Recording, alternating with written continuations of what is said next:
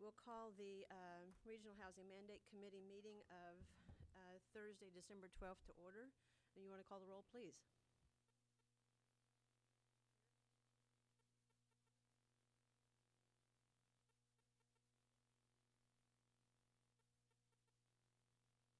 Thank you. And this is the time when anybody would like to speak to an item not on the agenda. We have no cards. No one speaking to oral communications.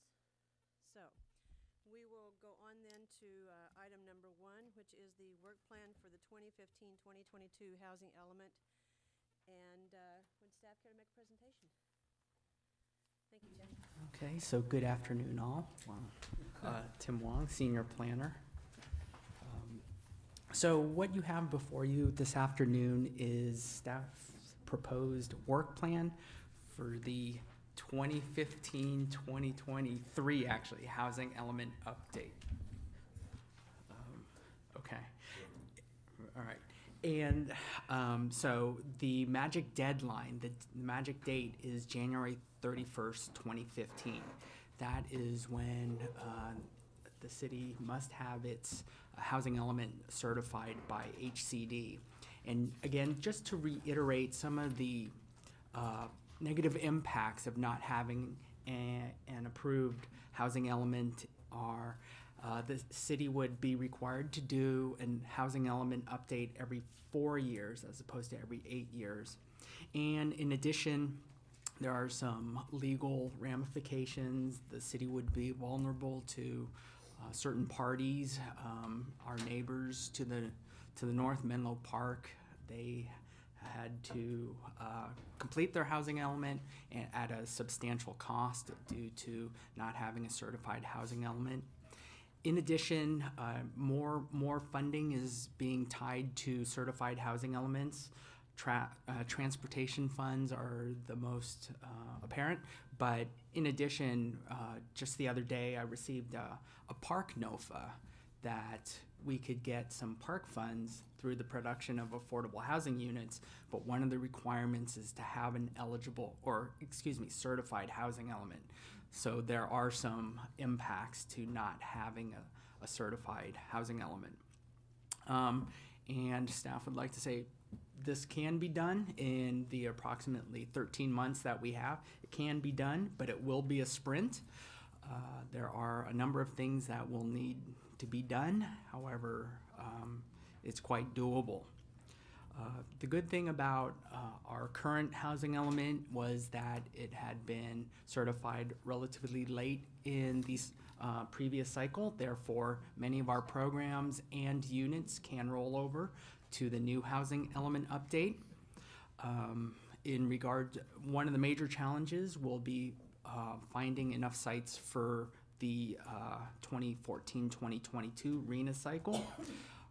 Staff assumes that we can roll over about 1,500 units to meet our assigned RENA requirement of 1,988 units. So we have to find 488 units just to get to our requirement. And because the city had identified smaller sites, this HCD will probably require us to have a surplus. And right now we're assuming about 200 units. So overall, overall staff will need to identify parcels to accommodate about 700 sites, or 700 units, I should say, excuse me. As part of it, we will also look at existing units that are non-deed restricted. Per the RENA requirements, we are allowed up to 25% of our total figure can be fulfilled by existing units. However, the requirement is that the jurisdiction must have committed assistance within the first 2 years of the housing element period. Committed assistance is defined as a legally enforceable agreement which obligates funds to provide for the affordable housing. So that is another option that the city can pursue, but again, it's a very narrow window, which that is an option that could be done. And more than likely, for these 700 units, about 200 units, think that those can be identified through zones that already allow for residential uses, more specifically those parcels along San Antonio Avenue, and using more units from the Fry site. Feel that they'll probably obtain about 200 units from there. But the remaining 500, we'll shake the tree a little harder, see what other parcels can accommodate additional residential uses. And we are looking at all and every site now. But I anticipate that some parcels will need to be rezoned to either increase the density or allow residential uses. And I would also like to say that for this upcoming housing element update cycle, HCD has provided a streamlined update process in which they will review a housing element update in 60 days, a maximum of 60 days. Previously, it could take months, and so with our short 13-month window, this 60-day review period will be significant. But in order to be eligible for a streamlined update, the city must first complete a few items, such as rezoning for adequate sites to meet our current RENA, to rezone a zoning district to permit emergency shelters by right, rezone to permit transitional and supportive housing as a multifamily use. Therefore, a jurisdiction cannot put more requirements on that type of housing other than what would be required for a multifamily residential use. It must adopt a reasonable accommodation policy. And lastly, an adoption of a density bonus ordinance. And I am happy to announce that last night, the Planning and Transportation Commission recommended approval for the rezoning of our CN sites to increase the zoning to meet our RENA requirements, and also a zoning amendment for the ROLME zone district to allow our emergency shelters by right. We have proposed to amend the definitions of the zoning code to allow for transitional and supportive housing as a multifamily use, and adopted a citywide reasonable accommodation policy. And as you know, you have reviewed our draft density bonus ordinance. And I believe all the zoning amendments and the density bonus amendment will be going to council on January 13th. Yeah, so we'll be able to be eligible for the streamlined update. So with the streamlined update, we are only required to update certain sections. The updates that you just went to the PTC with, those were for the existing housing element to bring it, right? It's not for anything new. I just want to. Correct. It's for all the conforming stuff for the existing housing. Exactly, the 2007-2014 housing element. It's actually only a portion of what we committed to do to implement the existing housing element. It's kind of all the easy stuff. Okay. Yeah, Louis, can I understand that? Can I ask a clarification? sure. So that means that if you allow 20 dwelling units per acre, you already assumed that in the last? That is correct. Oh, so this isn't an additional 5 No. dwelling units? Oh, I thought that was an easy pickup. Oh, no, no. These are all for the current 2007-2014 housing element. And so, on the last page of your staff report, we have a timeline showing how staff proposes to get to 2015 housing element certification. The timeline includes those tasks that need to be completed for the current housing element, and a proposed timeline to get us to for the adoption of the 2015-2023 housing element. So that concludes staff's presentation. Any questions? One clarification, because it wasn't in the staff report, and I'd asked you guys about it this morning. The existing units and the conversion of those, when you say funding committed within the first 2 years, can you be more clear? So is it that if we have housing impact fees that we could apply to a purchase of existing units, Is that all we need to do is commit those to an entity, or do we need to have a property identified? Or explain that further, because it wasn't in the staff report, so. I believe it has to be a property identified with a loan agreement because the law says that a legal obligation, or legally enforceable, excuse me. So, for example, if a jurisdiction was to commit funds towards a project, that would not be sufficient because a commitment of funds would not be legally enforceable. So that's something I will continue to clarify. Just to, HCD is hosting or will be giving a presentation, a housing element workshop, January 15th in the city of Sunnyvale. I believe it's from 9 to noon. Staff will be attending, and so some of these more detailed questions, staff can follow up with the HCD representative. And is that a meeting that council members or other members of the public can attend, or? I would think so. I will double check. It was primarily sent out to those involved in the housing element update, but I believe it should be open up for the public. So I will double check. Yeah, and then send notification if that would be great. Okay. Absolutely. Two things then. We'll go through first round of questions here, and then if anybody in the public wants to speak to this item, they need to turn in a speaker card. So, questions? Mark? Thank you very much for the staff report. One question I had, you touched upon a lot of the negative ramifications of not having a certified housing element. One that I'd either read or heard or something in the past that I've talked about, and if it's not accurate, I need to stop talking about, is that if you don't have a certified housing element, there are certain restrictions that can be placed on a municipality's ability to issue building permits.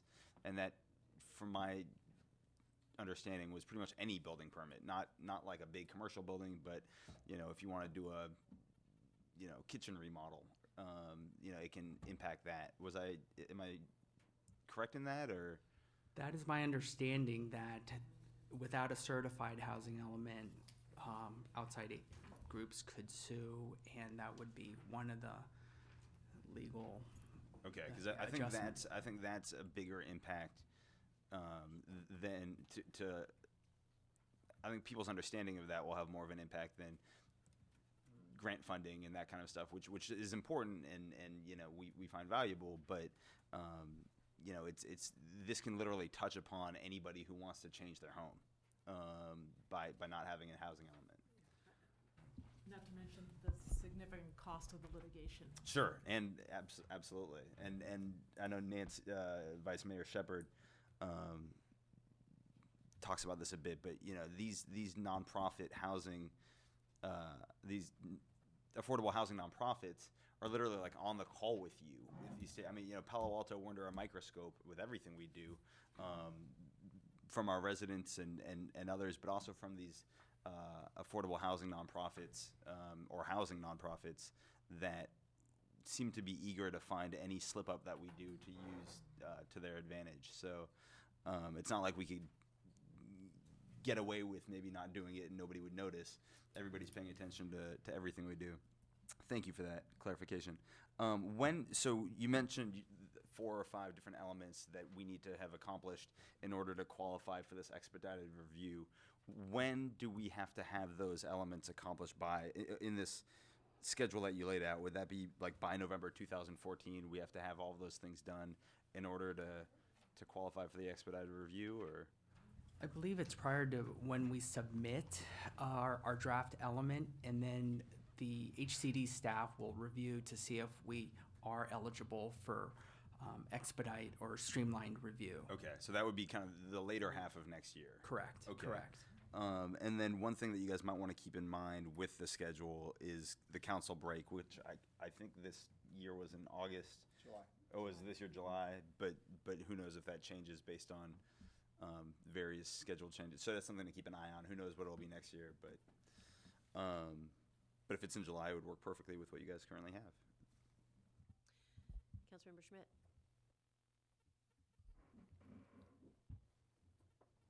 Yeah, a few questions. There's a note in there that the homeless shelter site had been identified east of Embarcadero. Could you clarify that? That's pretty broad territory. Councilmember Schmidt, there has not been identification of sites. What last night's zoning amendment did was made emergency shelter a permitted use in the ROLME zone district. Therefore, if a developer or a group wanted to come in and apply for an emergency shelter on a parcel in the ROLME district and they met the emergency shelter standards and guidelines, it would be an application that would be ministerial or by right. Yeah, that was my question, is where is that district? It's off of east of Highway 101 along Embarcadero. Embarcadero Road, yes. On either side or? Just east of Highway 101. But on either side of Embarcadero. Oh, I'm sorry. Yes, either side of Embarcadero. To, just in that business district there? That is correct. Yeah. Now, I guess we have community playing fields that we're expanding. Is that a site that is eligible? The community playing fields, I believe that those are zoned PF, therefore would not be eligible for. Correct, there's no. Yeah. Okay. You mentioned the movement toward higher density, from 15 to 20 units per acre.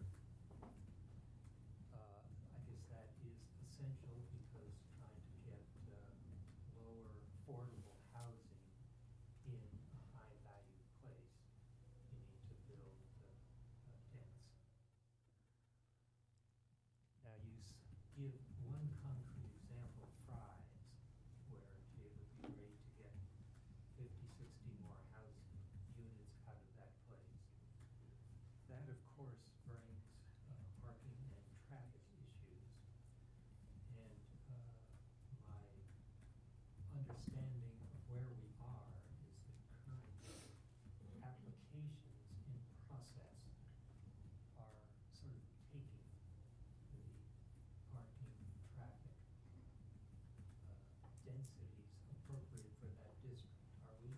Is our housing element going to be excluded from operating in that area? Councilmember Schmidt, no.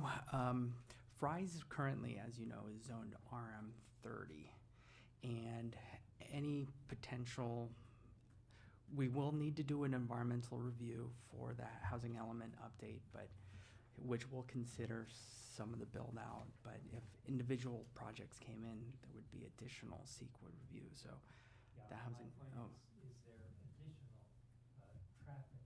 I think we voted a project a week ago that said one of the intersections was, two of the intersections were close to F.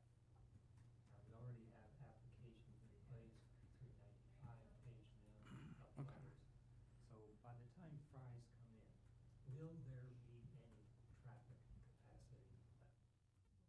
We're clearly gonna have to analyze that, if this is the strategy we use to add units to meet the RENA. Unfortunately, the state doesn't let us say, oh, I'm sorry, we just can't meet our RENA because we have traffic constraints or water constraints or whatever. So we have to find ways that will work, and if we don't think that's a site that will work, we'll have to look for alternatives. Okay, I guess my point here is that in assessing the geographical region for our housing element, we should take in mind the strategic position that we are moving into. It brings up a more general question about the housing element. I guess I was very surprised to sit down with the housing element we just approved and find out the regional distribution of those housings.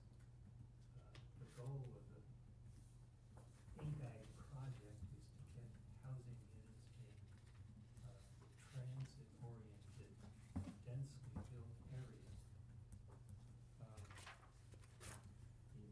this housing element, the downtown, which is our best served transit, most intense area, has only 9% of the housing units. California Avenue has only 19. We end up building these housing units in places like Maybell, where we have seniors, 3/4 of a mile from transit facilities, where, I thought the goal of what APAG is pushing for is to get denser housing in places where there are walkable service and transit options. So why don't we have more of our identified housing units in the downtown or in the California Avenue PTOD area? We can certainly look at that in the next housing element cycle, as Tim indicated. We're gonna have to look at everything in this next cycle to add about, sites for about additional 700 units. So there'll be an opportunity to look at a distribution and, where we think those should be, reconsider the sites we included in this housing element.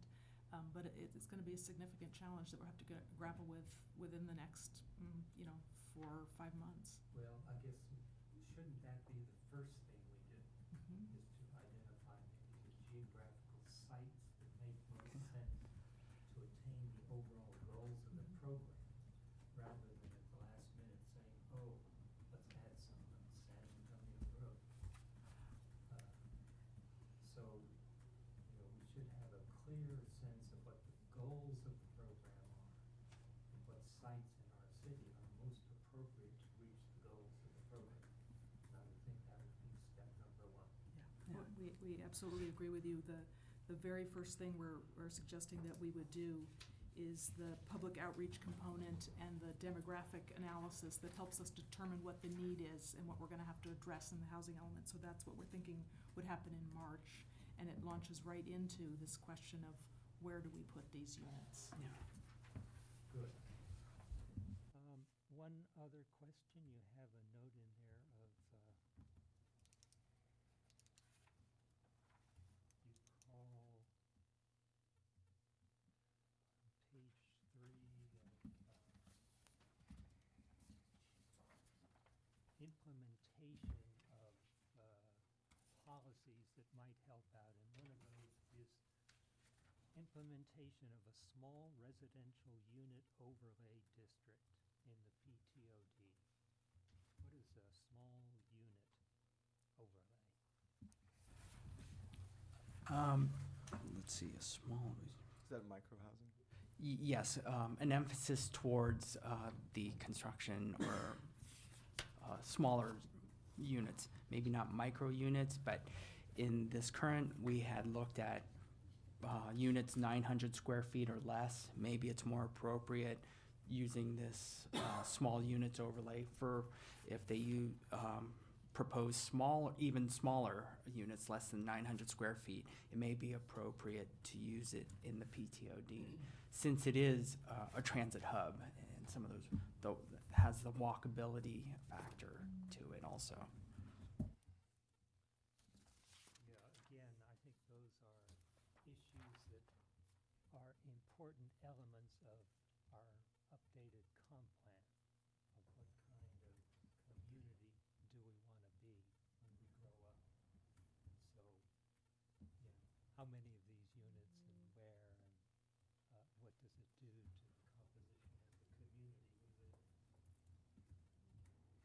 Finally, yeah, you have only 2 mentions of the RN Regional Housing Mandate Committee on your calendar. Now, does that mean that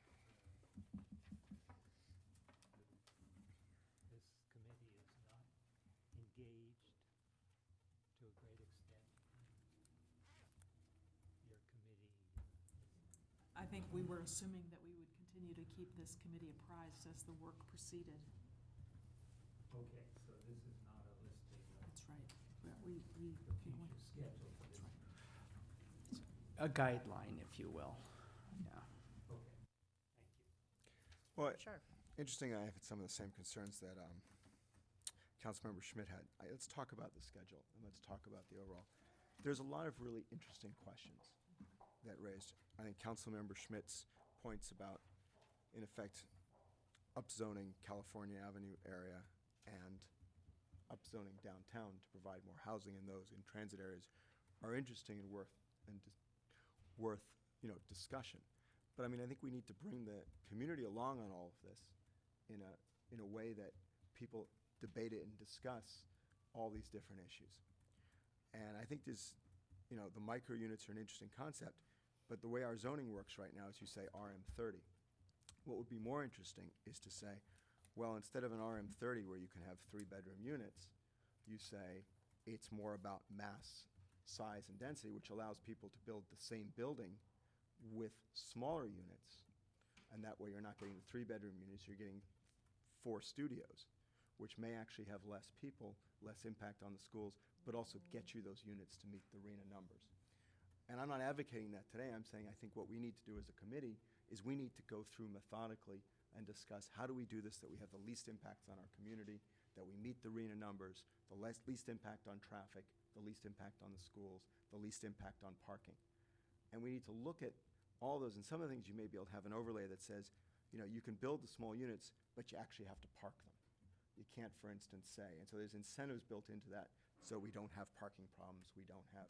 And I think those are discussions that the committee needs to have, because I don't think, what I worry about is we can't have you come to council at the end of the day and say, this is it, and then we either vote to do it or we vote not to do it. And if we vote not to do it, it means we don't meet our housing certification.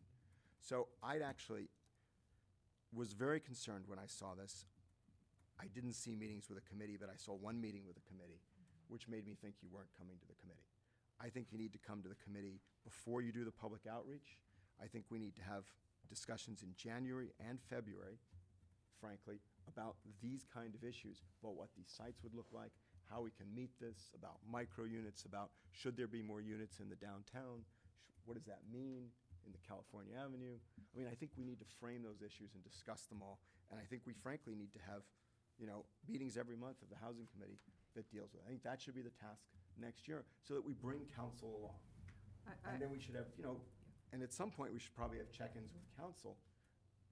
And, the interesting part is we should look at it first at this committee, then it should go to PTC, and then we should probably go to council. And that way we're bringing everyone along. Okay. And given the short time frame, I think we actually need to sort of put that out in a long specified way. Right. So I think we got that. My other concern was, and I was fascinated about this, 200 surplus units.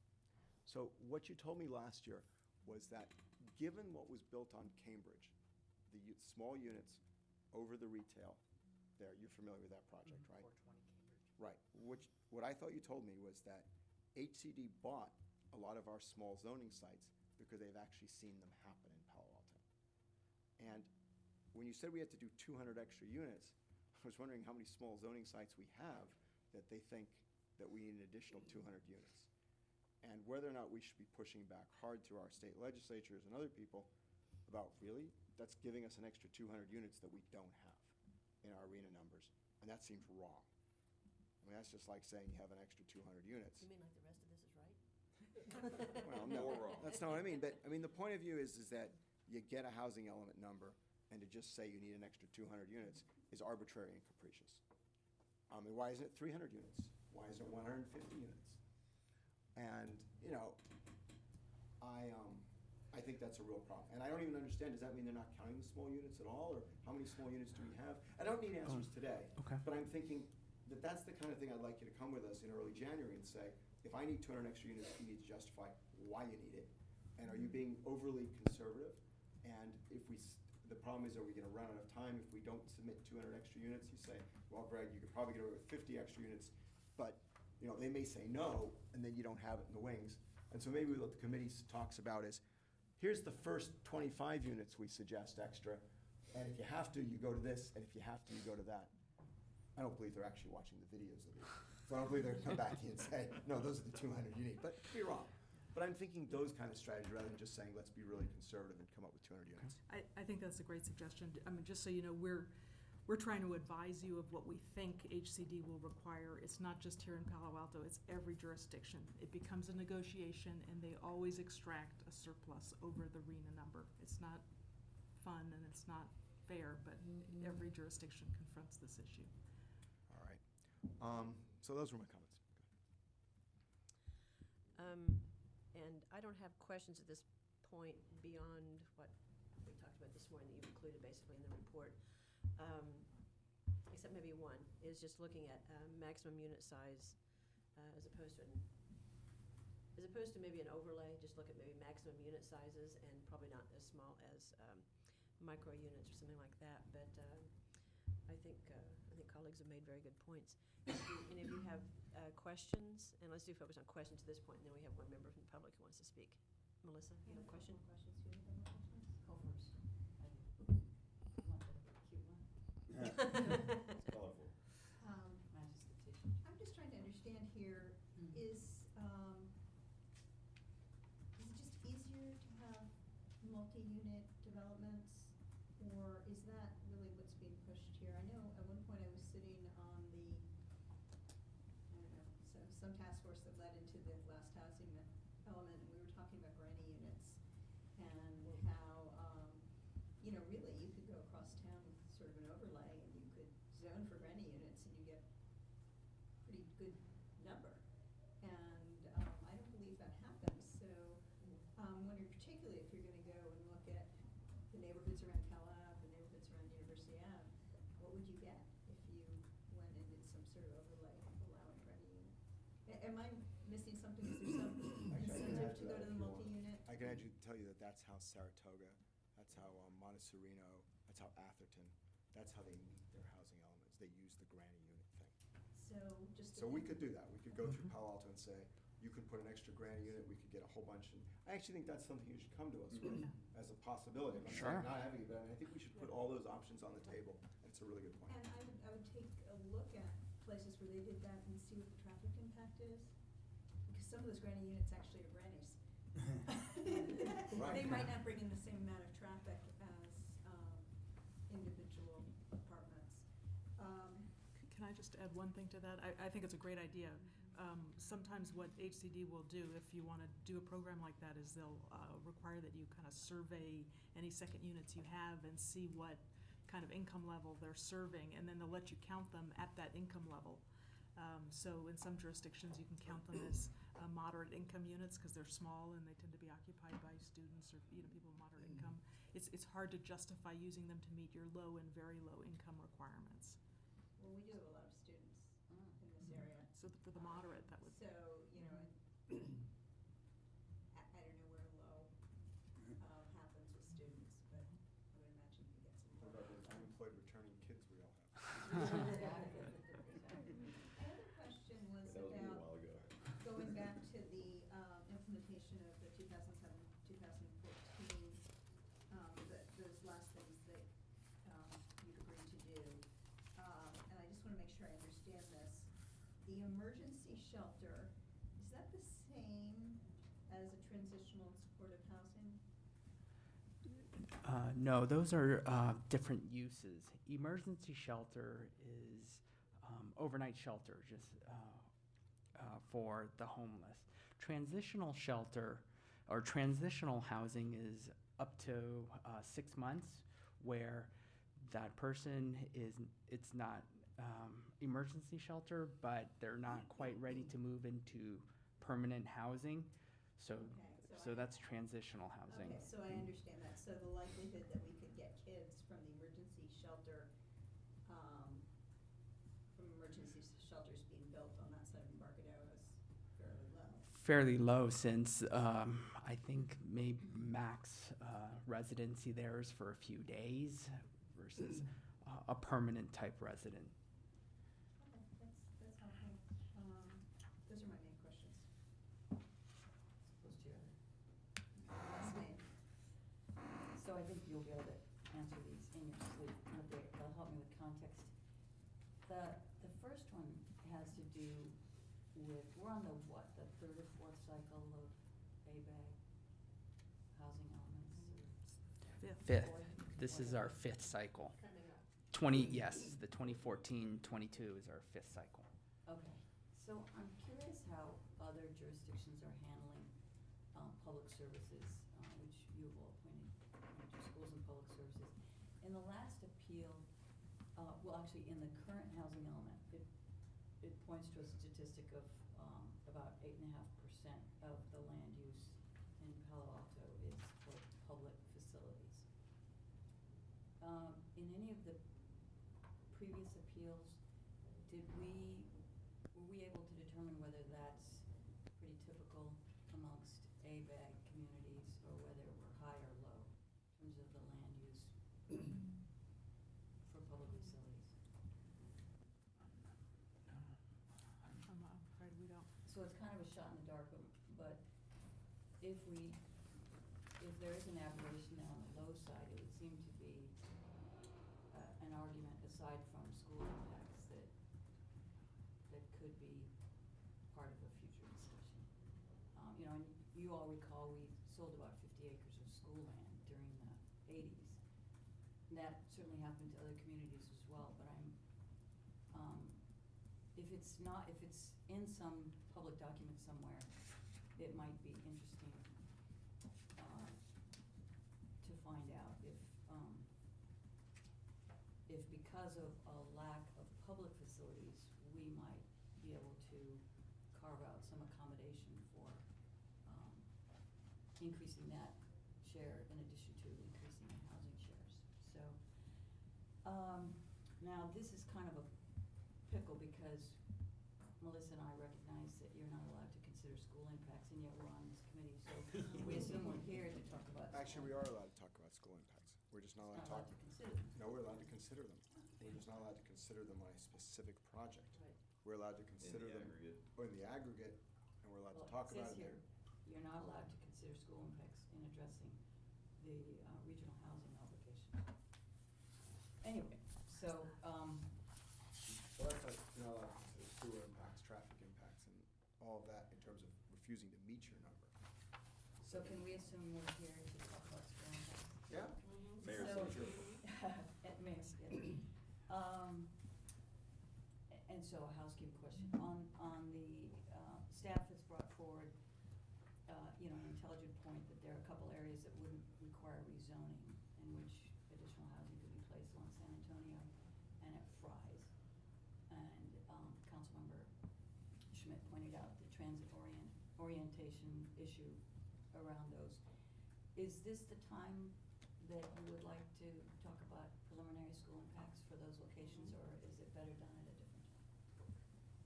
Well, Given that it's just a float, you're informing the committee of those possibilities, but I don't know the timeline for making that decision.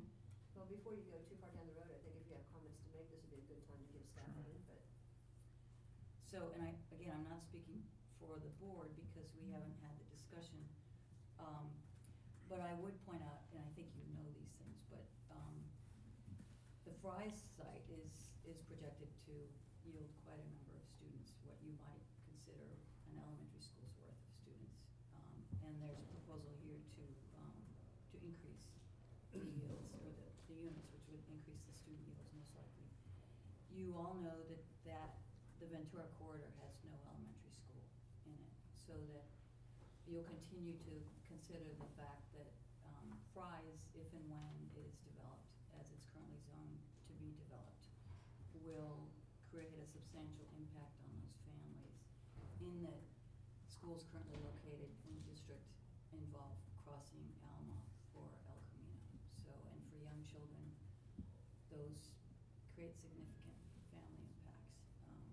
So I think the school district would want to be involved in discussions around how would we accommodate, how would we consider alternatives that might be more family friendly within the corridor, that would be walkable, wouldn't produce more traffic because they're walkable. Why don't you share right now where those students would go? If a student came out of there today, which schools they would go to? Currently, they go, most of the students in Ventura Court cross El Camino and go to what we call the West Cluster. On the northern side of. Which The Why don't you tell us what that means, the Which west includes cluster? schools. Yeah. Juana Briones, Barron Park, Escondido. Escondido, thank you. The northern section currently crosses Alma and attends Walter Hayes. So, And the northern section is what neighborhood? Southgate. So it's Currently. Southgate. But so we're not talking about, I mean, Southgate's built out. So it's really Ventura and South, and I don't know what we call the neighborhood. You know, south of Today, California. today's boundaries. Right. So you're thinking that boundaries may change.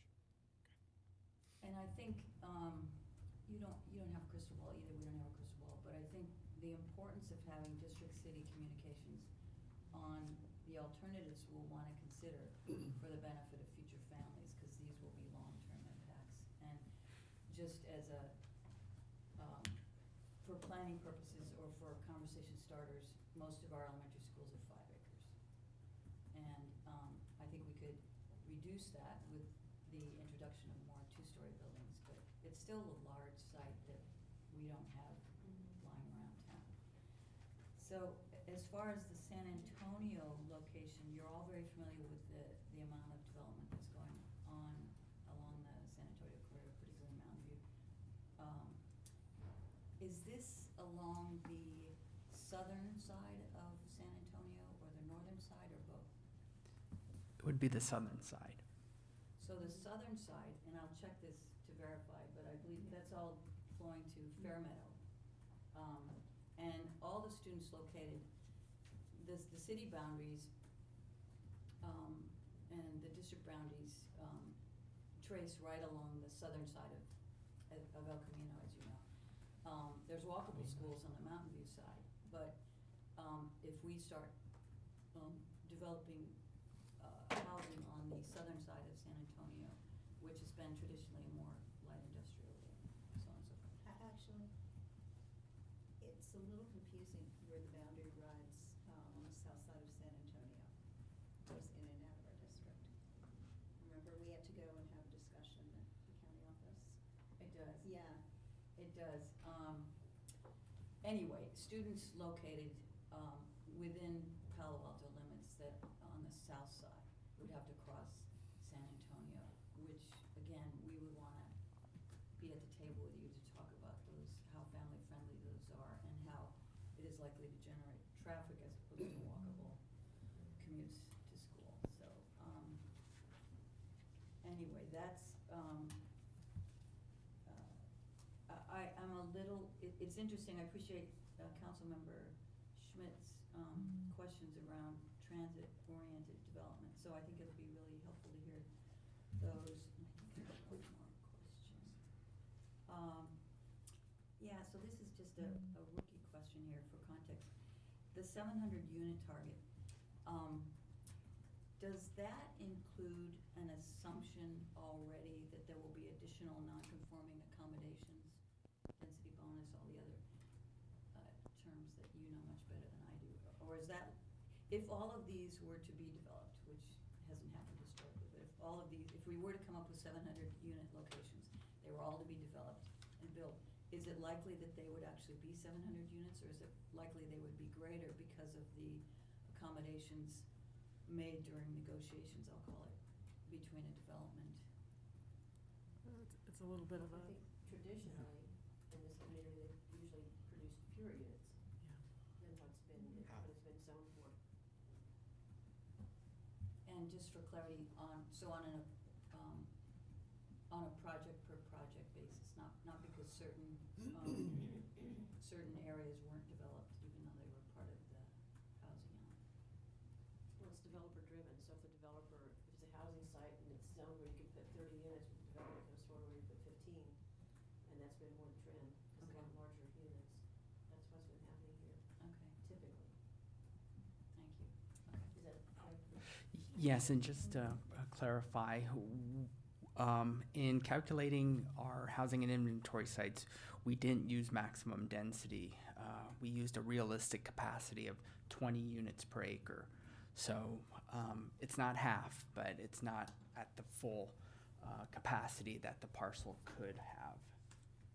and that's- Partial. And that's at HCD's direction based on their Yeah. default densities. that Is also. that a change in methodology?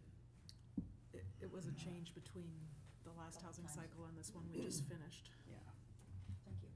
Since we're just talking about schools, maybe I should share also what the impact of those two areas would be on our middle schools. Within 3 years, we predict that our middle schools will be full. But it'll be a temporary situation where we believe they may go down because of transitional kindergarten and bubbles going through, and then we'll be full again. If, with the current boundaries, if students go to the elementary schools in the west, they would go to Terman Middle School, which is almost full right now. For Fairmeadow districts, the San Antonio students, today would go to JLS. So just for you to realize that, which is also full. So we're at a point right now where we're trying to figure out what to do about our middle school situation. And we're looking for some space. This will obviously, if you rezone areas, this will actually be a consideration we're gonna need to think about. Can I say one more thing? Sure. There was a figure in here, I'm sure, just to help provide some context on what are the implications if we sort of opt out of ABAG, very wisely put forward. One of the figures was, that we were getting approximately $4 million, or in the recent year anyway, $4 million of grants for transportation. The cost of an additional, if we're just looking at the residents here, so they get a $4 million benefit, just the cost of building an elementary school, we could estimate as a placeholder to be $30 million. On the cost of a middle school, you could estimate placeholder-wise to be $50 million. So I don't know if we're looking at all of these holistically in terms of here's the benefit we're getting. And again, I'm not suggesting we should opt out of ABAG, but for our planning purposes and for the benefit of our residents, it would make sense to have a broader view of the trade-offs. And even though it's a different agency, we're serving the same people, and they're the ones who are going to absorb both the benefits and the costs. And as you know, there won't be facilities money that we could count on from the state for building schools.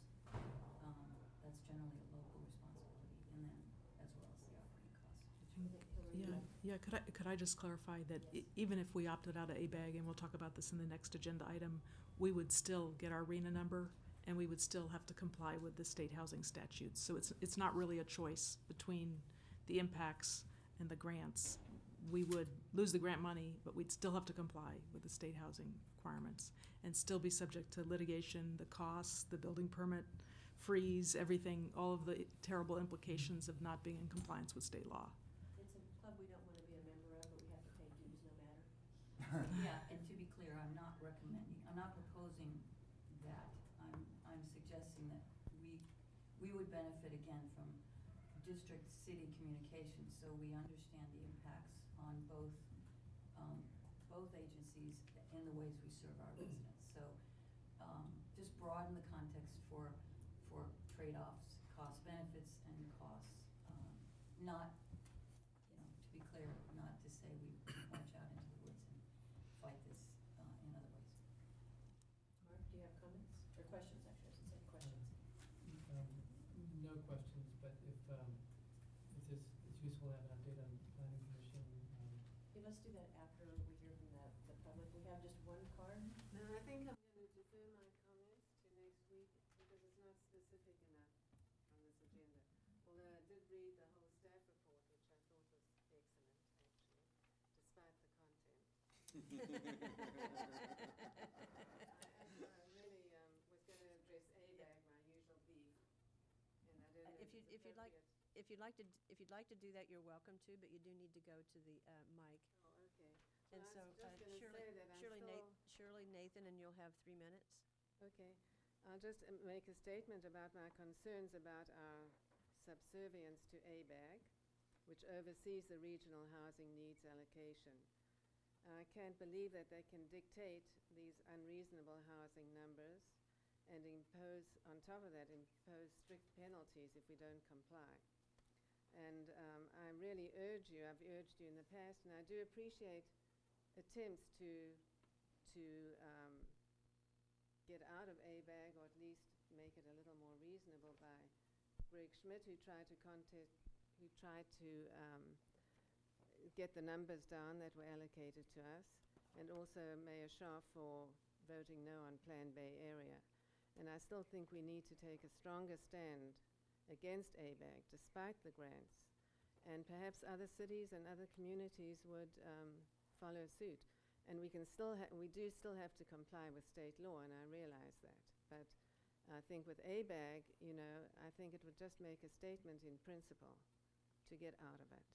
And I don't think we need the grants that badly to have this whole city transformed the way it's being done right now because of this, these housing element allocations. And that's what I wanted to say. And I hope you can take a stronger stand at some point. Okay, thank you very much. Mark, you wanted to report on the Planning Commission? Yes, well, consistent with what Tim reported, we will recommend to the council the adoption of the ordinance, the first set of ordinance to conform to the 2007-2014 housing element. We also had a fairly lively discussion last night about the California Avenue area concept plan, and we are simultaneously working with advanced planning on sort of a re-review of the draft land use element. And as both of these relate to the overall effort by council and the community to complete the amendment of the comp plan in some reasonable process, including sort of public outreach and maybe a visioning exercise. When you get the minutes of our meeting last night, we had sort of a free-for-all discussion to gather comments and feedback back to staff regarding the California Avenue area plan, including some of the potential for housing in the transit-oriented district. And one of the comments that I think relates to both the overall community needs, school impacts, and whatnot, is the increased percentage of population which is in the senior cohort. Also, the jobs housing imbalance and the large number of people who are just entering the workforce and don't yet have families, don't yet have children. So the possibility in the housing element of addressing this need in some of the areas such as California Avenue, which was discussed last night, possibly close to the downtown area, the transit orientation, is something that drew a lot of our attention last night, and we hope this is something that the council is able to incorporate into your work on the overall update of the comp plan, which includes obviously the next housing element. But beyond that, we're mindful of the schedule, and we will probably, in addition to our work as a full commission, constitute a subcommittee to work with staff as needed to move this along. One caveat about the subcommittee moving along, it's like it misses the transparency aspect of it and the community involvement aspect of it. So at least that's what's happened to this point in time in terms of comp plan. So just be mindful of that as you go forward with both comp plan and California Avenue plan. Those two documents, of course, play into the housing element, as Commissioner Michael has stated. Did staff have anything you wanted to comment on as a result of questions and comments? And I know at least Councilmember Schmidt has another comment. Yeah. And you. I think all the comments have been terrific, and maybe what we could do the next time we come back to the committee is get some of your suggestions about how to conduct that public outreach in March that we have on the schedule, and how to start talking about the choices that we're going to have to make with regard to sites. So we could get some advice from you about how to frame those questions. Councilmember Schmidt went first So I guess I wanted to follow up with the school district a little bit. I think it's really good, and I think when you said you want a seat at the table, you're sitting there. You have a seat at the table. And I think really that's the purpose of having you at this committee, is to get the kind of feedback we got today, which I thought was fantastic. So I think, Lo, it would be even more helpful for us if you answered questions, and I think if you went to your board on questions like, okay, I mean, I think we're definitely probably going to have more housing down on California Avenue, at least from the Fry site. I mean, it's zoned that way. It's zoned RM30. I don't think we could downzone it without having real problems in terms of HCD and that. So, I mean, at least from that point of view, I think you're going to get some. So the questions are things like, well, there's Ventura. Are you thinking of opening that, or are you thinking of not opening that? I think that would be, and if you're never going to open that, I think it would be great to know that. If you're going to look for another site in that area, then I think it would be great to start thinking about that and start thinking about land use and where that might go. I mean, I think, you know, giving us the feedback too of, and making those decisions would be really helpful as well. This is the chicken and the egg. We just heard another enrollment report, and they took Fry's off the planning calendar because they said it's not under active discussion right now. Now, whether that's true or not, I don't know, and I'd like to make sure Let me that. tell you, it clearly is under active discussion. Okay, well, this then brings me to a different issue, and that is our staffs need to talk to each other. And Duncan is doing our enrollment projections, and her staffs are working on that. Would you we like her to really- come to this committee too and sit here? I mean, that would be helpful. I'm not sure that would be as helpful as her meeting with your department outside of this meeting and making sure that the background work is done. The other thing is, it's all about timing, isn't it? Because you can zone things, and it could be a very long time before it turns into something. This has been, you know, the challenge with Coverly. You know, you're like, show us your plans for your high school. We're like, well, our timeline for that isn't till 2022. And we don't know exactly how many kids we're going to have, so we'd rather have our planning a little closer to when the kids come in.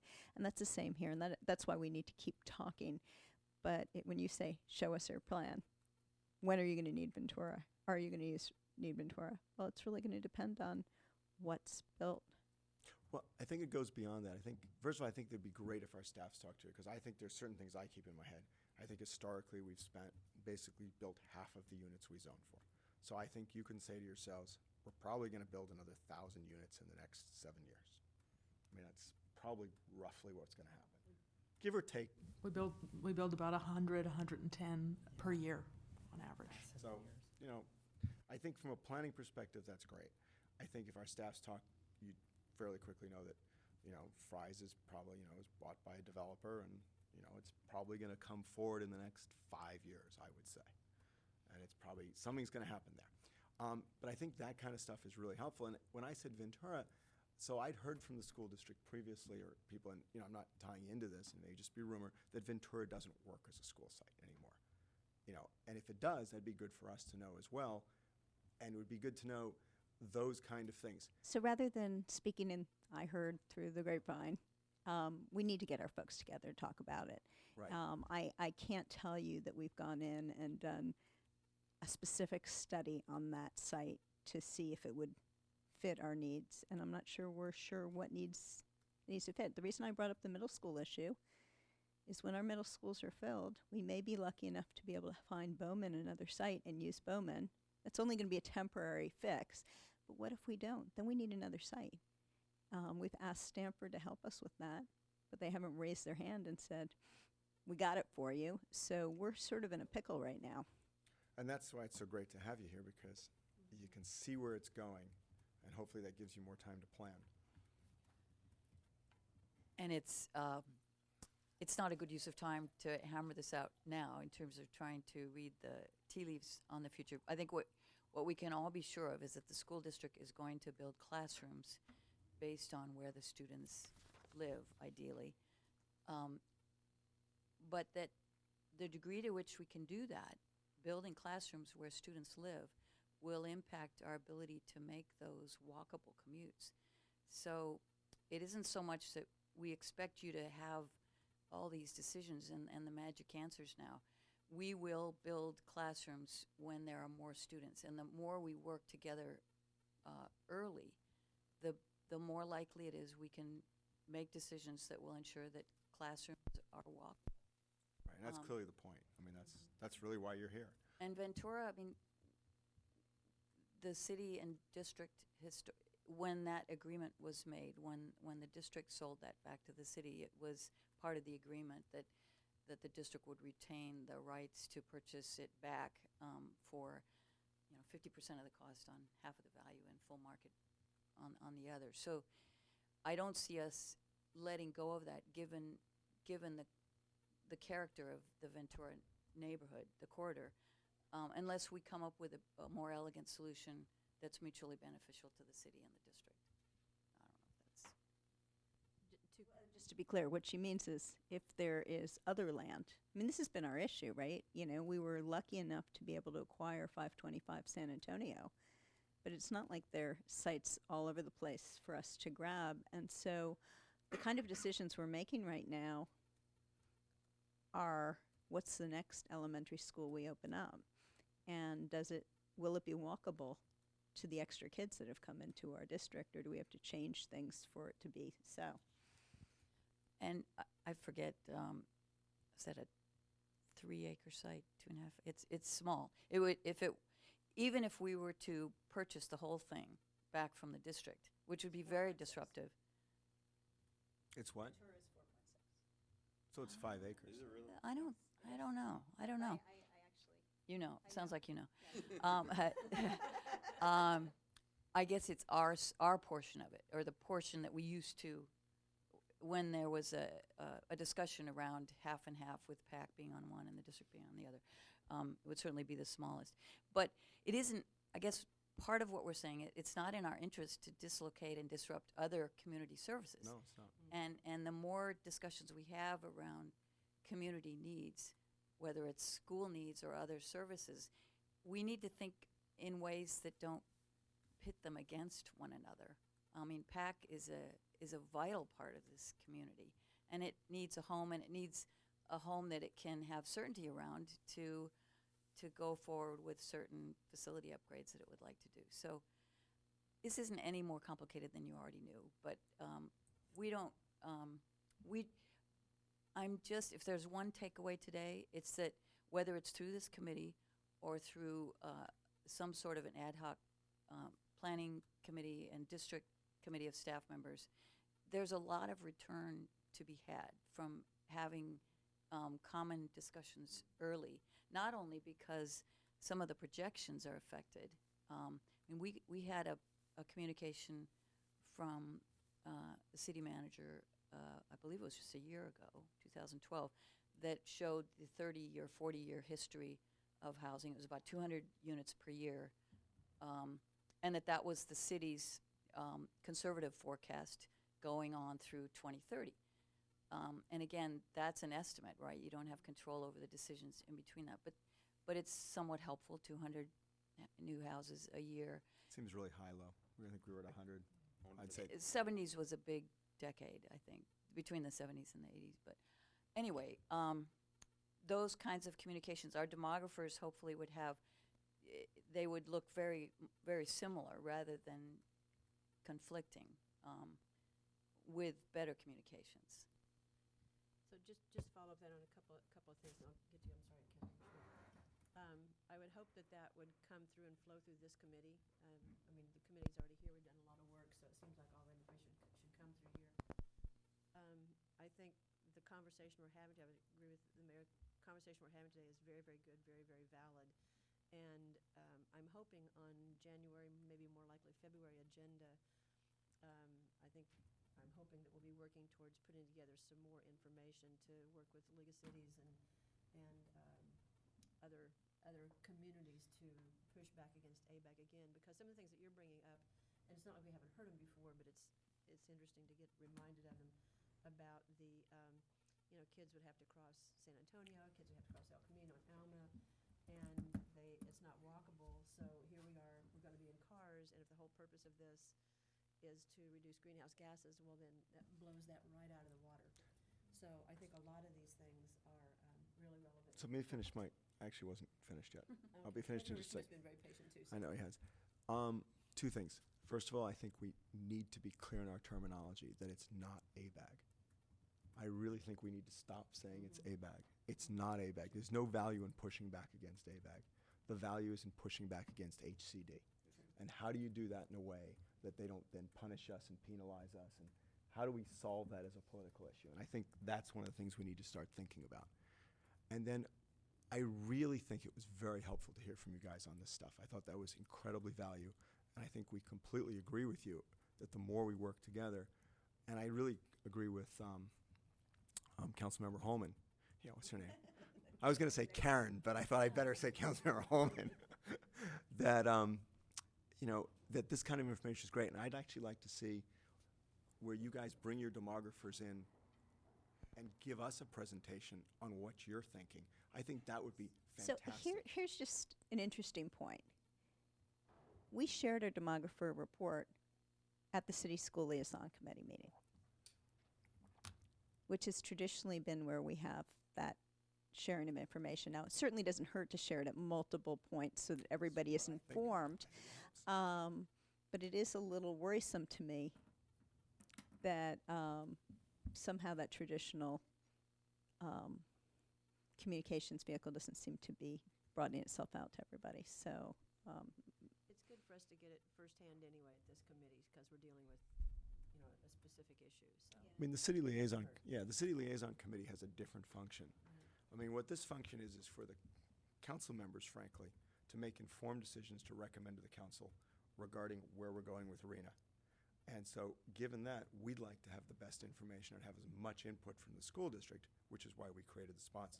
And so the more you guys explain to us, the more we can take that into consideration. So just to be clear, we haven't made our projections purely on our demographer report. So the thing that would be most helpful for you would probably be first Ann Duncan, who's in charge of this, to meet with your staff and to talk about it, and then maybe to come here with a presentation, rather than our I was we using changed a shorthand. You should do it the way you demographers. wanna bring Okay, it in. all right. Have whoever- I don't mean to be prescriptive. I just want you to get us the best vehicle to get us the information to be informed. And back to the chicken egg, housing and impacts really are long-term decisions.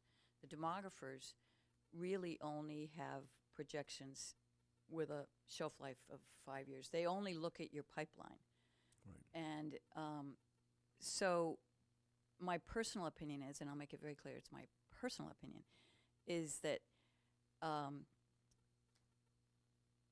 overemphasizing the demographer's report can lead to comfort levels and bad decisions because they tend to, show the line going down when they don't have data rather than a continuing trend. So just when the biggest factor in our enrollment growth is population growth. So we're sort of in this loop again where if we can use something that's an educated estimate of 200 new houses a year, which is kind of a 40-year history, and again, it's noisy, but that is helpful in providing an estimate. 100. Well, it was 200. It was. No, but it's the wrong number at 200. It's just the wrong number. So, yeah, we shouldn't use 200. Anyway, so I would hesitate for the decisions you're making. I would be very cautious about spending a lot of time on the demographic reports from the district. The macro, how many new students we're going to get, isn't enough for us to have a good conversation with you, because you need to know where we're opening schools. No, it is, absolutely. And we don't know where to open schools if we don't know where the housing's going in. And I have been beating a drum for the last 2 years since I've been on this committee with, it looks like the city is going to invest in the transportation corridors. And if they do, that's where the kids are going to be. And I get pushback. We keep bringing this story forward, but the pushback I get is, well, then where are the plans? I apologize. So,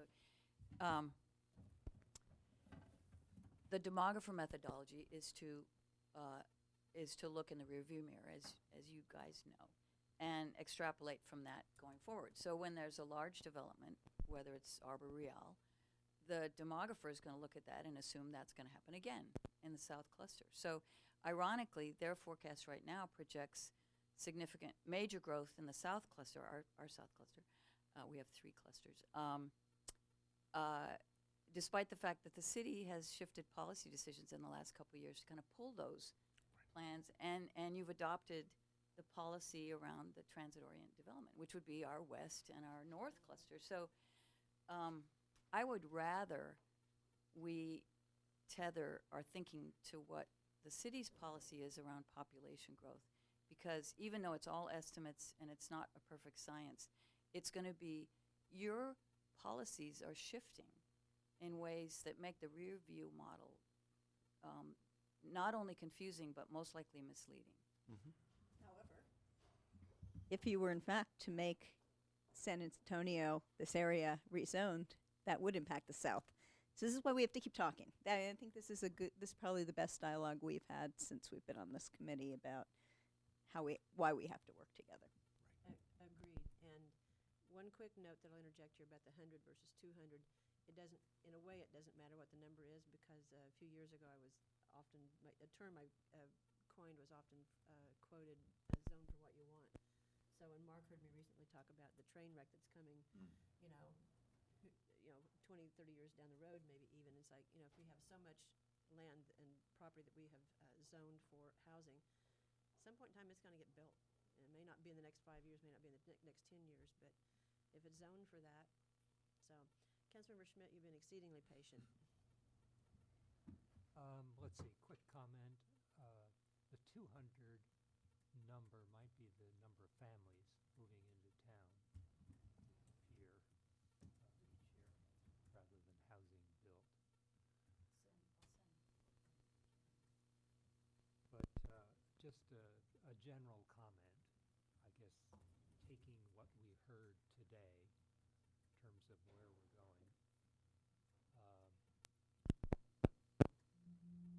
We are finishing our 2007 to 2014 housing element, and in there 42%, 43% of the units identified are in the South El Camino corridor. From what we heard about where we're going to find new elements, expansion of Fry's and South San Antonio, we're really talking about 2/3 of projection that 2/3 of the new housing units will be in that part of town. Now, there is no school, elementary school in the Ventura neighborhood, and we have already pledged to take a look at the traffic on Maybell because of the school commute, kids moving from Ventura into the west. So those are signals, I guess, where the city is thinking about.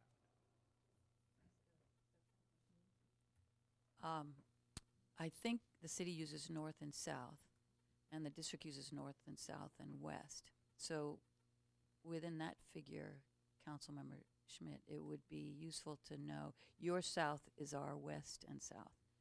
And we see a lot of activity in what we call the west cluster. Does that start at El Camino or Alma? El Camino in the south. I guess the city sees a large migration every morning during rush hour of kids moving up that corridor, east-west.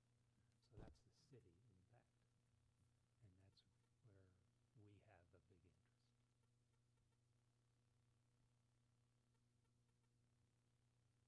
Yeah. Only other comment that I have, anybody else? Only other comment that I have is just a quick one about granny units. Appreciate that being brought up. Thank you, Melissa. Probably about 2005, I would guess. Maybe even a little bit earlier than that. There was a proposal as a part of the zoning ordinance update to allow more granny units, and it was not well received by the public. So just kind of maybe want to look into the historical aspect of that. So seeing no other comments or questions on that item, we will go to item number 2. And staff care to make a presentation? Thank you. I'll be brief because we included the information in your packet. The committee had asked 2 questions. One was about the methodology that ABAG used for distributing the RENA and the relationship between office development, job growth, and the housing numbers. And so we gave the committee a copy of the background materials from the Housing Methodology Committee. It explains in excruciating detail how they went through the allocation process. And bottom line is that it's really difficult to draw a direct line between those things because there's so many other factors involved in the methodology. The other thing to note is that the methodology changes each housing cycle. So we could spend a lot of time and invest a lot of energy in trying to understand what was done this time around. And then for the next housing cycle, we'd have to throw all that knowledge and expertise out the door because the statutes provide for the agencies to start all over again and develop a new methodology. So I don't know how much interest there is in the committee in going deeply into this issue, but you have the information and be happy to try and answer questions, although the memory has receded a little bit since we all engaged in these discussions. The other issue that the committee asked about was just a summary of this whole question of what would happen if we removed ourselves from ABAG, and we included just a news article about that was from the time period when Corte Madera did exactly that. And again, bottom line, as we talked about earlier, even if the city were to remove itself from ABAG, we would still get the housing numbers and we would still have to fulfill these requirements. So we would also not have a seat at the table during that next discussion about the methodology. So we would lose our voice, our ability to advocate within the organization for a more rational distribution. And as was mentioned earlier, we would lose our access to some grants that come to us through the state and regional agencies. So that information is in the staff report. If I can answer any questions about that, I can certainly try. And there are no speaker cards to this item. Council members, questions? Councilmember Schmidt?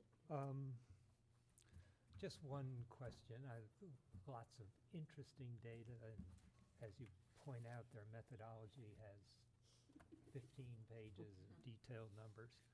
But in your discussion document on page 2, the last sentence, you say that their methodologies for allocation may vary, but they must comply with the substantive and procedural requirements in statute. And you cite 655-84.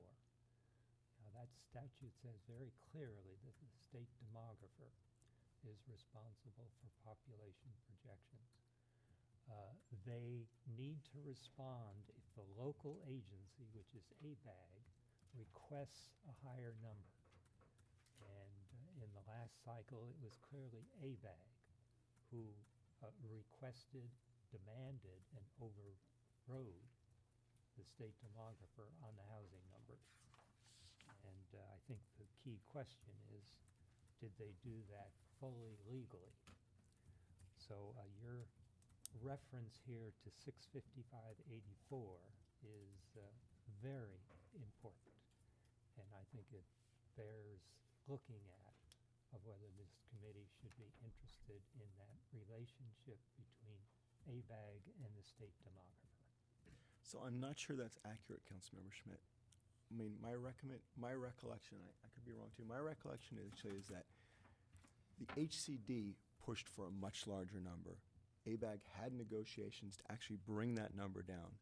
They were actually successful in bringing the number down because where ABAG's big fight is that they get a number from HCD and then they take that number and then they distribute it throughout the entire Bay Area. And so from their point of view, they actually prefer to have a lower number because politically it's a lot easier than to distribute it. And 655-84 clearly identifies the process, which goes from the state demographer to HCD. Right, to HCD. HCD allocates, and they allocated first the state demographer's number. They had an appeal from ABAG to change the methodology and come up with a much higher number. This is the shift-share model that we spend some time talking about. So it was not HCD that created these numbers. It was ABAG going to them saying, let's have an alternate model. Now, that's within the statute, but the statute says that the state demographer must agree to the requested number from the regional body. And there ultimately was a meeting of ABAG and the state demographer. Now, whether that was fully in agreement or begrudging what you had as reason, I think is a very important point. Do you recall what happened? You know, it would take a lot of digging into the statute, because the section I've referenced here is like the beginning of the chapter, and there's this big long chapter with all these various requirements. So it would take a lot of research into the issues to fully vet it, I think. But my recollection on from the methodology committee is that we went through development of the ABAG staff kind of led us through the development of the methodology, planning around a bigger number than we actually ended up with. And then we were all sort of relieved at the end of the process, because for whatever reason, the number actually came out lower than we had originally been anticipating. That's true. ABAG lowered their number from the shift share model specifically to say, oh, let's lower it a little bit. But that was a drop of 10% where they had raised the state demographer number by 60%. So they were being nice, the nice guys. But it was their number they were lowering. Again, one of the opportunities that comes with ABAG membership is the opportunity to participate in those conversations and be at the table pounding our fists the next time round when the methodology gets developed. For all it helps us. For all it helps us. And perhaps that'll be a part of the discussion that we have in January, February, that I referenced earlier. Are there other, not seeing any questions or comments on this item? Okay, Melissa?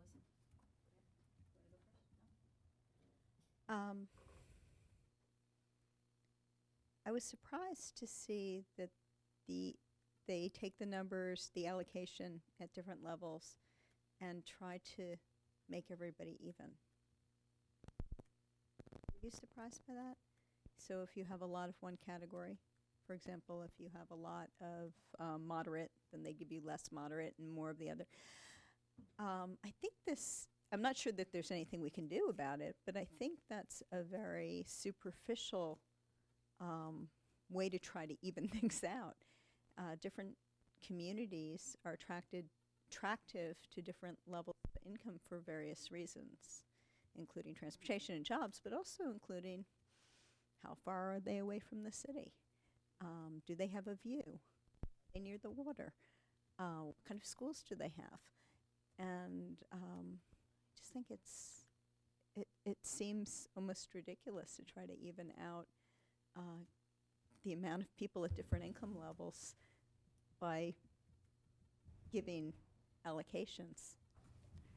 Did anyone else think that was Well, maybe odd? I can. I think I remember this part of the methodology. I think it's because they have communities like Oakland in ABAG that has a high concentration of lower income people, and so they want communities like that not to get as high a low income allocation as some communities that don't have that population. So they're trying to just be a little fair. It's actually part what they call the quote fair share portion of the methodology.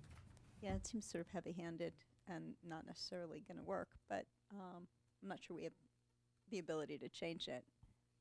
Well, at each allocation cycle, the Housing Methodology Committee had the right to recommend either doing that or not doing that. And Question is, does that actually work? oh, I'm not supporting the process. I'm just saying that we do have some input into that, but you have places with lots of low-income housing which really strongly support that. You have all the public housing advocates that really support that approach. And it's very hard for small, wealthy towns to say, we don't want that, and to have any sort of impact in that process on that. It's actually a really difficult process for Palo Alto to take that approach. Barb, you had a question or comment? Yeah, Mayor Scharf, you were just about, you emphasized the importance of the HCD focus versus the ABAG focus. What would you like the school district to know about the city's perspective or context on that strategy? On HCD, I mean, I I think we need to recognize that, HC, and I'm interested in Councilmember Schmidt's, because when I was talking to the ABAG people, they gave me the opposite impression of that. And I'm not saying you're wrong. I'm just saying that's the way they told us at the committee, that no, we're fighting to lower the number. They actually told us that, right? So, I'm not defending it. I'm just saying it's really interesting that, you sit there in the committee and they tell you we're really fighting to bring this number down. They tell you over and over again. And that's what the group wants to hear. I can tell you everyone there in ABAG wants a lower number. And in fact, I know that a lot of people thought that if we rejected Plan Bay Area, HCD would come out with a higher number, because what had happened in the meantime is job growth had started to take off. And so HCD was arguing that the more job growth you have, the more number of units you should have. And since job growth was going at a much higher projected rate, there was the thought if we opened that up again, HCD would come down on it. So what ABAG does is they take the number we get. And I'm not saying there was an institutionalized wanting more housing in ABAG. I think ABAG staff often does have that institutional push to want to do that. So I'm not saying we ignore ABAG in any way. I'm just saying that what drives your housing element and what drives the number is HCD. And HCD makes that determination. And they're the ones on the phone with you. They're the ones approving your housing element. They're the ones we need to be focused on a little bit. And HCD doesn't really have any accountability. They're an agency.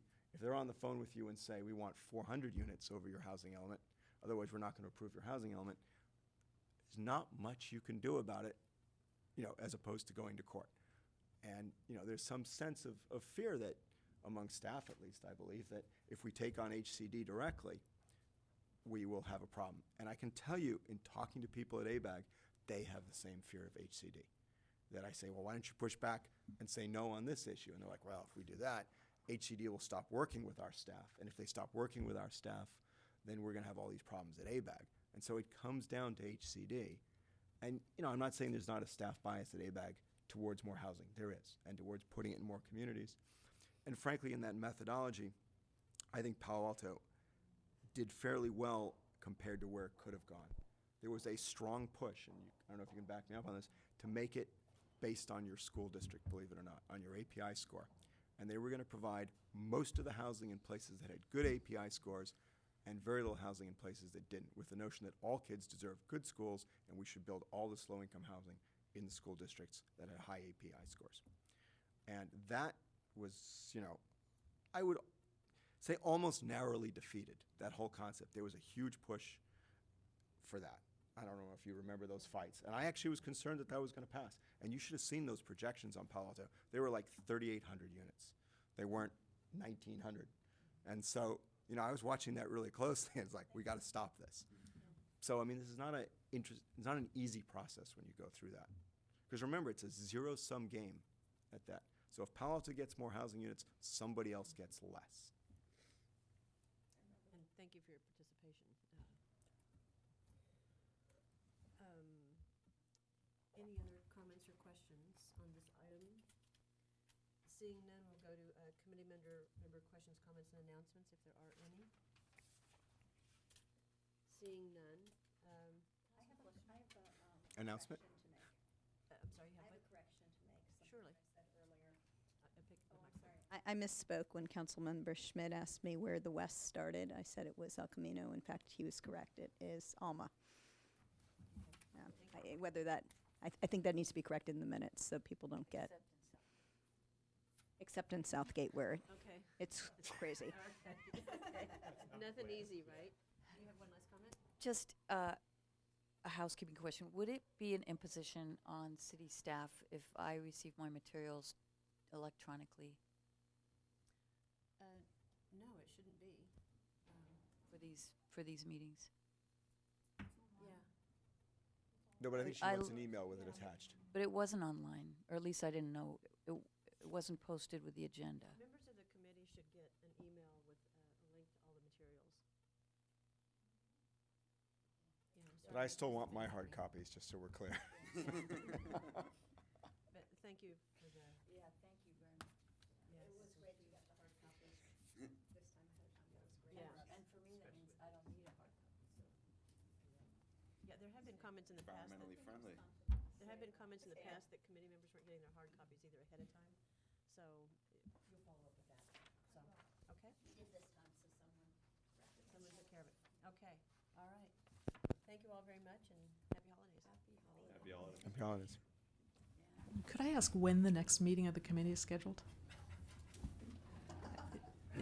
It seems like January is here already.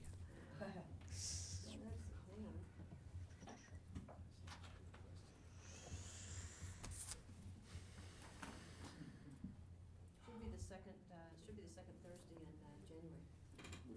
Which would be? Is it always the second Thursday? I guess I was thinking that, we were going to bring back to the committee a discussion on the community outreach and how to frame this, choices around the sites. I may not be ready to have that conversation on the 9th of January. Could we, You can always. could we do it later in the month, or? You can always poll to schedule it later. Okay, Okay? thank you, And if you need to do that to be prepared, please do. thank you, Okay? thank you. Okay.